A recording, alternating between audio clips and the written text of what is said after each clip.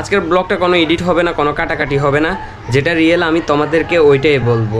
আর এটা কোনো fake story না যে আমি বই থেকে বানাই তোমাদেরকে বলতাছি, এটা একটা রিয়েল স্টোরি যেটা কালকে আমার সাথে ঘটছে। Hey guys, good morning, welcome to my new blog.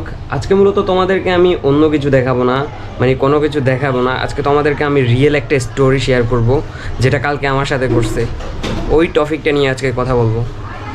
চলো ভিডিওটা শুরু করি। ভাই, স্টোরিটা শুরু হয়েছে কোথায় থেকে আমি তোমাদেরকে বলি। মূলত আমি কালকে রমনা পার্কে গেছিলাম, রমনার বোটমলে। কালকে ছিল বৈশাখী মেলা।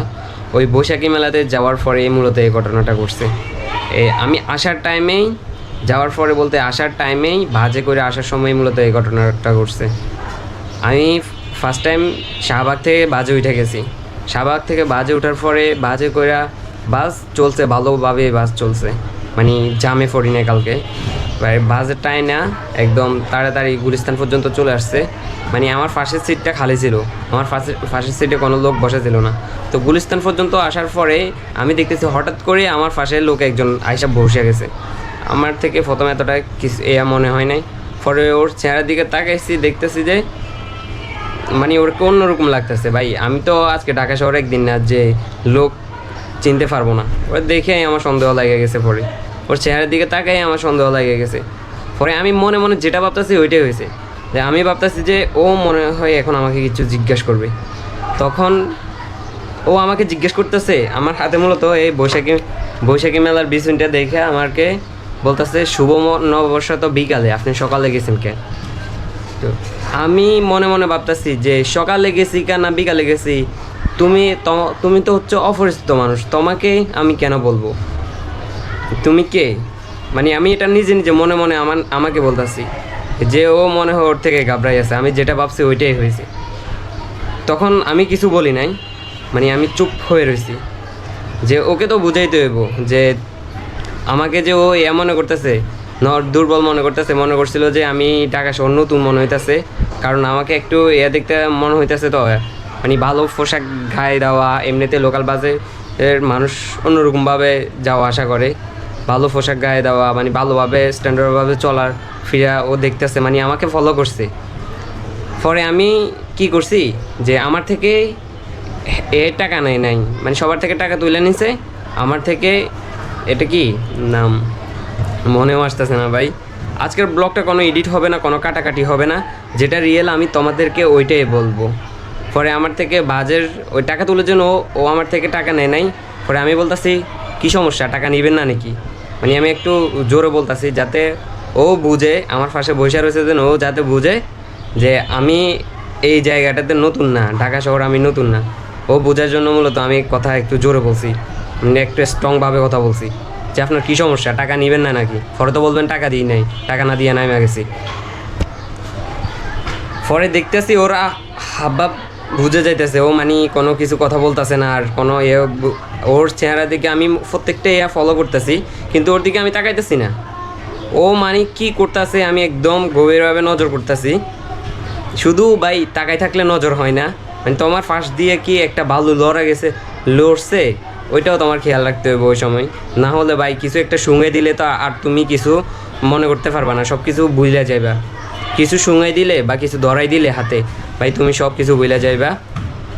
তখন আমি কি করছি, তাড়াতাড়ি আমি শুধু করতেছি যে তাড়াতাড়ি, যেহেতু জাম নাই, তাড়াতাড়ি পর্যন্ত যাক, মানে এটা কি বাস স্ট্যান্ড পর্যন্ত যাক, সাইদাবাস বাস কাউন্টার পর্যন্ত যাক তাড়াতাড়ি। পরে সাইদাবাস বাস কাউন্টার আসছে, আরই সাইদাবাস বাস কাউন্টারে তো অনেকজন নাইমা যায় বাস থেকে। আমি মূলত শিকট বাসে করে আসছি। ওই শিকট বাস থেকে অনেকেই সাইদাবাস ওইখানে নাইমা গেছে, সাইদাবাসের ওইখানে। পরবর্তীতে আমি কি করছি, সামনে একদম ওর লগে থেকে সামনে আমি বলতেছি কি ও সমস্যা হয়েছে, আবার ও আমার গার সাথে একদম ঘেঁষে বসছে। তা আমি বলতেছি যে আপনি সমস্যা কি, আপনি এত গার সাথে ঘেঁষে বসছেন কার? মানে আমার পাশে দিয়ে বসে রয়েছিল। পরে একটু আমার দিকে চাইপা আসতেছে। আমি বলতেছি কী সমস্যা আপনার, যে আপনি আমার গায়ের দিকে চাইপা বসছেন? পরবর্তীতে ও একটু আলাগ হয়ে গেছে। তো আমি কি করছি, যে সাইদাবাস বাস কাউন্টারে আসছে আরই, আমি ওই একদম সামনের সিটে বসে গেছি, মানে সামনের সিটে চলে গেছি। ভাই ও বুঝতে পারছে যে কাম করা যাবে না আমারে।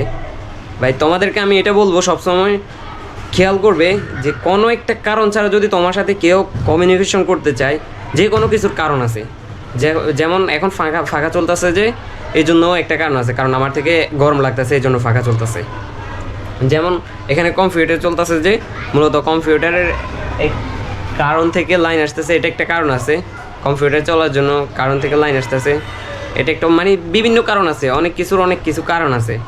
এই কারণ ছাড়া যদি তোমাকে আমার সাথে কোনো কারণ নাই, আমাকে এসে জিজ্ঞেস করতেছে, ভাই শুভ নববর্ষ তো বিকালবেলা, আপনি সকালবেলা কেন গেছেন, কি তোমাকে কি আমি জবাব দিতে করতে হইব যে আমি শুভ নববর্ষতে বিকালবেলা যাব নাকি সকালবেলা যাব?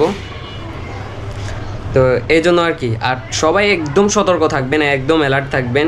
এই বিষয়গুলো এখন অ্যাভেলেবেল করতেছে, এমন তো জিনিস শুকিয়ে দিতেছে ভাই, 3 দিন পর্যন্ত মানুষ ওই থেকে উঠে না, অনেক মানুষ তো মরেই যায়, মানে এমন তো জিনিস শুকাই দেয়।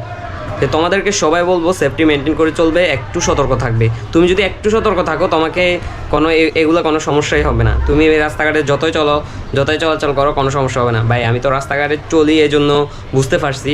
তোমরা আসলে নতুন যারা, কেউ মানে সব সময় চলাফেরা ওইভাবে করো না, মাঝে মধ্যে কোথাও যাও, তাদের জন্য এই ভিডিওটা বেশি ইম্পর্টেন্ট। আর আমি বলবো এই ভিডিওটা যাতে সবাই দেখো, সবাই এই ভিডিওটা শেয়ার করে দিবে, প্রচুর পরিমাণ শেয়ার করে দিবে।